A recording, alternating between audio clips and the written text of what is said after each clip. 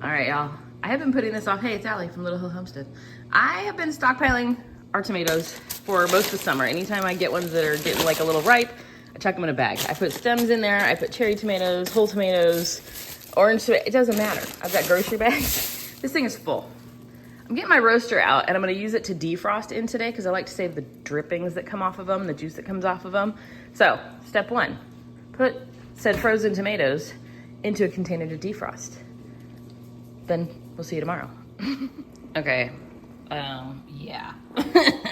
So like I said, we have heirlooms. We did these Brad's Atomic grape tomatoes this year. They were really good. Honestly, I don't even know what's in here. We had heirlooms. There were these beautiful like yellow ones that we got. I don't even know. But frozen tomatoes into the roaster, not on. It's not even plugged in. I'm just using it as a place to defrost them. You'll see they have stems and stuff on them. I will pick through tomorrow and pull the big stems off. I leave the cherry tomato stems on. They blend right in, and I leave skins on because again, if I can pull them off easy, I will, but I feel like that's where a lot of the nutrients are and we don't mind it. So there you guys go. But I mean, there's some like, I don't even know what colors we've got in here. And there's a bell pepper because, you know, that's what happens when you garden. Just throw it in the pot. Okay, we'll be back tomorrow. Some of these fell on the floor. I'll rinse them off and pop back in. But we'll be back tomorrow once these are fully defrosted and we'll get some more ingredients in there and get it going. Okay, I let my tomatoes fully defrost yesterday. See all that liquid? I will save that and freeze it to put into like soups and stuff like that. But I go through and I take out any of the big stems like these, but I leave the ones on my cherries. Like I'll take that one off, but I don't skin them or anything like that. I just remove as many of the tops as I can. I'm gonna fill my blender to a reasonable amount because they're still a little frozen, so it's making it a little bit difficult. Then, once they're blended, I pop them into a bowl. Then we're gonna put them back into the roaster to defrost all the way before we add our onions and everything else.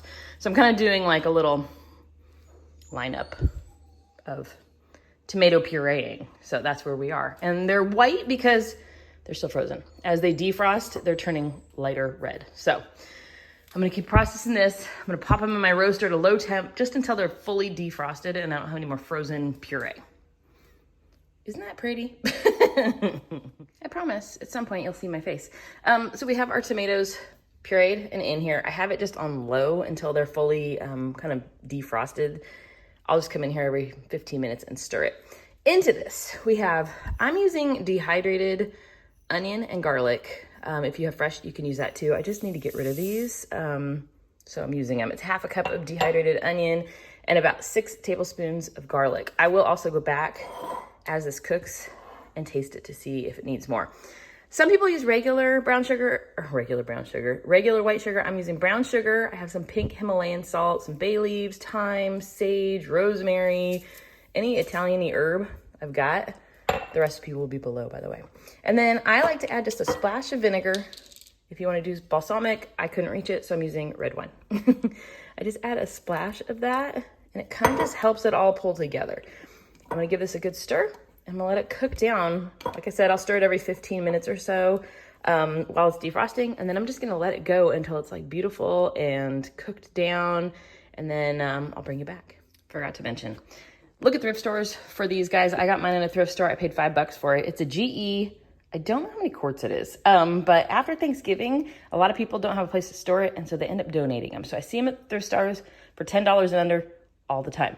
The other thing you can do if you don't want to do thrift store route is places like Walmart on Black Friday, often, if you're in the US, have them on sale. So there you go. But mine's a GE. I have it set at 250 degrees at this current moment. Okay, but I stirred it in.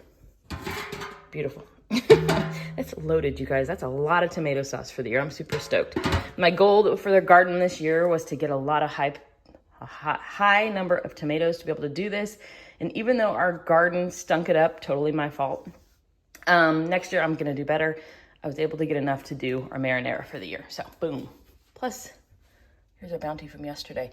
Look at all these eggs, you guys. I need some serious egg recipes. I'm gonna do some in some lime, I think, pretty soon, but yeah. Okay, it's been, I don't even know, like 4 hours maybe. I wanted to show you what it currently looks like. So I have it at 350 degrees and I'm just letting it bubble away. It is kind of chunky looking. I will, like I said, hit it with the immersion blender. It almost looks like salsa right now, but I will hit it with the immersion blender probably like in another hour and try to thin it out a little bit more, or just pop it in your blender in batches, up to you.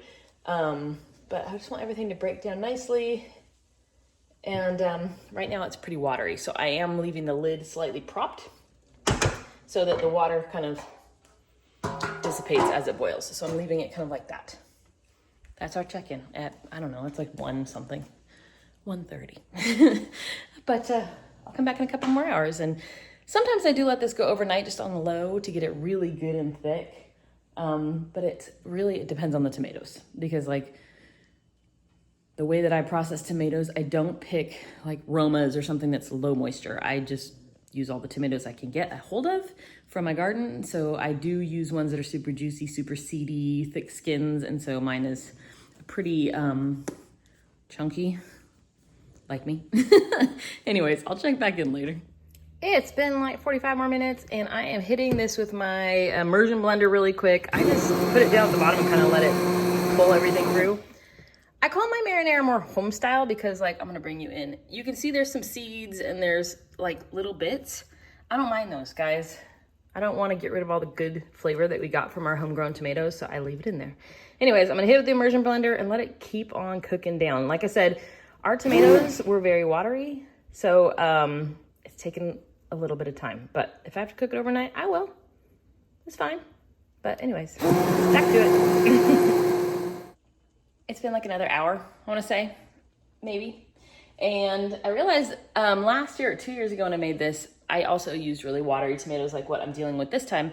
And what ended up fixing it is some canned tomato paste. I hate having to go this route, but it produces a much better, thicker product in the long run. So I am gonna add a couple cans of this. The other thing I figured out is I added red wine vinegar because I could reach it. I'm going back to my balsamic. It adds a richness that the red wine vinegar is not getting. We love this one. It is from Trader Joe's. It's really good. So I'm gonna add that in. I did immersion blend it, boom, there it is. But it's just still really watery. So I made bread and rolls while that was going, homemade dog food, and something else, I don't know. Something else is happening in my life. Anyways, so far I'm not loving the tomato sauce, but you can always fix it and make it better. So that's what I'm going to do. So I'm gonna add my tomato paste, my balsamic, and then I'm gonna kind of taste it for spices and see if I need to bulk it up from there. Often I will add a little more sugar because I like a sweeter marinara. And then often I will add more garlic or Italian seasoning spices to get it to be like what I want. So there's our update. I was not in the mood to can tomatoes. It's also making my house very hot, and it's like 80, it's 90 in the chicken coop today, but I had no room in my freezer. So here we are. So sometimes when you don't feel like canning, it's so much harder to do it. You know what I mean? Anyways, I'm gonna get back to it. Thanks, guys. Oh, don't say thanks like it's the end. We'll be back. It's been like 2 more hours, you guys. And there's a reason sometimes I don't film stuff that I don't do every year, because I look like a lunatic when I do. Anyways, it's gone like another 2 hours and it looks beautiful, right? But I tried a big spoonful of it, and I did adjust the spices and I added the balsamic, like I was saying, a little more brown sugar, blah, blah, blah. But our tomatoes this year had some huge, huge seeds. So after I said that I liked seeds, I'm straining them out. So I have this like food mill that we got at an antique store. I know they still have them on Amazon. I believe it's called a cone strainer. It has this wooden thing, and you basically just spin it in a circle and it releases everything below. It traps this stuff though, all the stuff that you don't want in it. I mean, like the first bite I got, it got stuck in my tooth. The seed was so big. So I am straining it out. Got the flavor good though. The flavor is delicious. They are very sweet tomatoes. So I added some sugar, and then I went, oh shoot, that was not the right move. So I did add some lemon juice to kind of backtrack the sweetness, and it seems to be working. So I will save this, and I'm gonna pop it in my dehydrator on some parchment paper, and I will grind that up as tomato powder. So it won't go unused. But what I thought was gonna be easy has now turned into a multi-step all day. Disaster. So I'm gonna sit here and strain this out and then put it back in here for a little bit longer to cook out, and then I'm gonna can it up, you guys. Okay. Hope you're enjoying our updates where I look like a total lunatic that doesn't actually know how to cook. But I assure you, I usually make enough of this to last a couple of years, so I just don't do it every year. So, you know. All right, it's all strained. This is everything that I'm leaving out, and it's basically just pulp at this point. And I do like a more home-style marinara, but not if it's gonna be unedible. So I have it all strained out. It's still pretty thin, but for us, it would work for our needs. So I'm gonna let it cook just a little bit longer to kind of deepen it a little bit more and thicken it up a little bit more. I have it at 350 degrees, and if I feel like it's not chunky enough, I'm saving this to the side to throw just a little bit back in. But otherwise, chickens or dehydrator? Time shall tell. Anyways, I'm gonna start calling this how not to make marinara sauce video. You guys, you love when I screw up, so here you guys go. Oh well, they're out of my freezer. There you go. Okay, I have been letting this go pretty much all day today, and it's not really thickening up much more. It'll thicken a little bit when I'm canning it, so I'm okay with it. But it is a beautiful, like, red marinara. I wanted something that would work on pizzas as well as over pastas, and I can add some veggies and stuff on the flip side to really bulk it up. So I have pint jars. I like to do mine in pint jars because there's only 3 of us. So if I do a bigger jar, it's going to waste a lot if I leave it sitting in the fridge. So these are clean. I run them through my dishwasher on the sterilize function. And then I just have this little funnel from Walmart. I want to get a metal one, but why spend the money when you have a $1.97 one that's working great? But all I do is just fill my jars and leave some headspace. And then I'm just going to water bath can these. I have my water bath canner. I use my pressure canner, and I just don't lock the lid on, and I use it as a water bath canner, because why have a water bath canner and a pressure canner and an electric canner? So I have an electric canner, but I don't like water bathing it in it. It sputters too much for me. So I use it for pressure canning beans and stuff like that. But I'm going to fill these all up. I'm going to leave, that's probably like 3/4 of an inch, 1/2 inch, 1 inch headspace at the top. I basically go to where the first ring, like where the thread is for the lid. It's no longer required to boil these. The wax on them doesn't need to be boiled any longer like it used to be. So I don't do that. And I just use them as is. I did wash them and clean them. But other than that, we're just going to fill these, pop those lids on. We'll do fingertip tight. And then I boil them in the water bath canner. I do them for about 40 to 45 minutes. And then that's all I do for marinara sauce, you guys. Whoops, that one really got a little full. I'm going to have to dump some of that out. Whoops, my bad. I do tap them on the counter to get any bubbles out instead of using like a chopstick or something like that. Liquids like this, I just kind of really just tap it a couple times. And I have my canning mat down so it won't shatter on my counter. Let me turn this off. But all I'm going to do is just keep filling these. And then we just water bath can them. I have lots of videos on water bath canning, so I'm not going to take you on that whole ride. But basically, you just make sure there's at least 1 inch of water over the top of your jars when they're boiling. I like to do more like 2 inches of water over the top. Fingertip tight lids, let them boil for 45 minutes, 35 minutes to 45 minutes, depending on what size jar you use. There's recommendations in the ball canning book. That's what I go off of.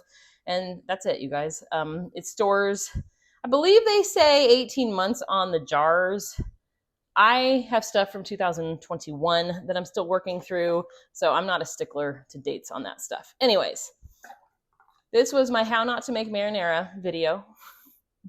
It was a little bit of a whirlwind, but guess what? I'm going to end up with a boatload of marinara. I will label these jars up, and I will use them all year long for the fresh flavor of my garden. Who doesn't love fresh tomatoes and stuff in like February, right? Anyways, that's it, guys. Thank you for coming along on this kind of wild adventure. And if you have questions on water bath canning, I will put a link below to some more basic videos that we have on that. So there you guys go. That's it. I'll put a little mini recipe down below if I can remember everything that I did. But I'll put a base recipe for you guys that you can kind of bounce off of, as well as the basic water bath canning directions.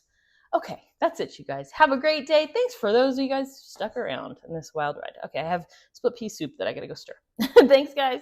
Y'all, I missed a majorly important step. I have 18 jars and I just started to put the lids on and I was like, OMG, I forgot. If you're canning it, you need to add lemon juice or citric acid to make it shelf stable when you can. So I'm gonna go break out my ball book and make sure that I add the right amount of citric acid.